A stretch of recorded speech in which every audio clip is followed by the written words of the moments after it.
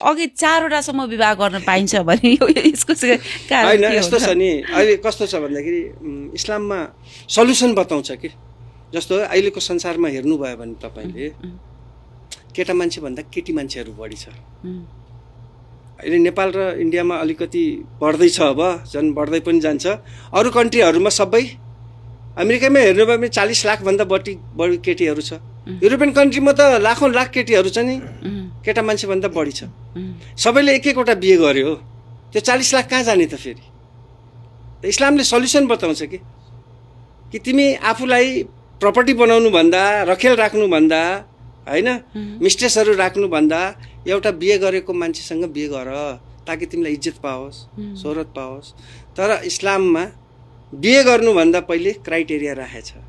यदि तिमी 1 बिहे गर्छौ 2 बिहे गर्छौ 3 बिहे गर्छौ 4 बिहे गर्छौ जबसम्म तिमीले बराबरी गर्न सक्दैन बिहे गर्न पाउँदैन कस्तो बराबरी भन्नाले जस्तो तपाईँ एउटा बिहे गर्नुभयो अर्को बिहे गर्नुभयो तपाईले जेठीलाई एउटा घर दिनुभयो कान्छीलाई पनि दिनुपर्छ ए बराबर सम्पत्तिहरू हैन हर चीजमा बराबर हर चीजमा बराबरी हेर्नु पर्यो तपाईले तर यो धेरै गाह्रो छ त्यसैकारण अनि सुन्नुस् न अनि यो पनि कुरानमै लेखिएको कुरा हो अनि कसरी अब त्यतिखेर त अब कुरानमा कसरी लेख्यो अहिले जनसङ्ख्या यसरी छोरी मान्छेको जो हत्ता बढेको छ तपाईले विश्वास गर्नु हुँदैन जुन अहिले साइन्टिस्टहरूले पत्ता लगाइरहेछ नि आजभन्दा 1400 वर्ष अगाडि सबै कुरानमा भनिसक्यो 1400 वर्ष त्यसैकारण नलेज दुई किसिमको हुन्छ एउटा रिभिल्ड नलेज हुन्छ जुन हामी शास्त्रहरूलाई भन्छौँ कुरानहरूलाई बाइबलहरूलाई यो रिभिल्ड नलेज हो हैन जुन ईश्वरको तर्फबाट आएको हो ठीक छ एउटा हुन्छ एक्वायर्ड नलेज जसलाई हामीले साइन्स भन्छौँ अहिले knowledge obtain through observation and experiment ठीक छ संसार भनेको सुप्रिम बिङ्सले बनाएको चिज हो ठीक छ किताब भनेको पनि सुप्रिम बिङ्सले लेखेको चिज हो उहाँले सबै कुराहरू लेख्नुभयो बनाएको पनि उहाँले लेखेको पनि उहाँले त्यसमा कन्ट्राडिक्ट कसरी हुन्छ अनि सुन्नु न जस्तै 4वटासम्म विवाह गर्न पाए पुरुषले बराबरी गर्न सक्यो भने अनि पहिलो श्रीमतीले गुनासो गर्न पाउँदैन हैन त्यो त यस्तो छ हेर्नु गुनासो गर्न पाउँछ नपाउने हैन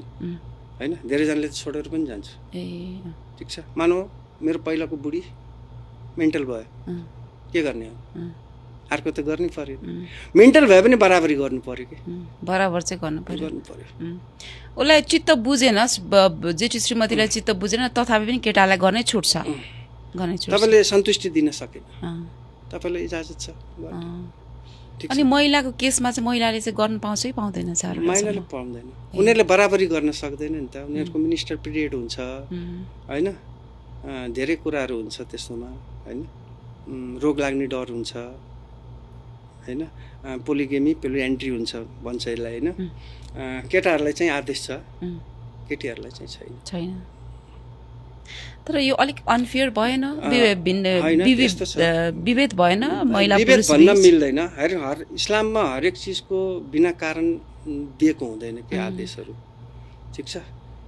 केटी मान्छेहरूले एक त तिनीहरूले बराबरी गर्न सक्दैन अर्को तपाईँले दुईटा बिहे गर्ने भने बच्चाको कुरा आउँछ हैन कसको बच्चा हो के हो हैन अर्को कुरो हो तपाईँलाई रोग लाग्न सक्छ रोग त पुरुषलाई पनि लाग्न सक्दैन एउटा केटा 4वटा केटी भए पनि कहिले पनि रोग लाग्दैन छ अहिले यहाँ काठमाडौँमा छ 3-3 वटा बिहे गरेको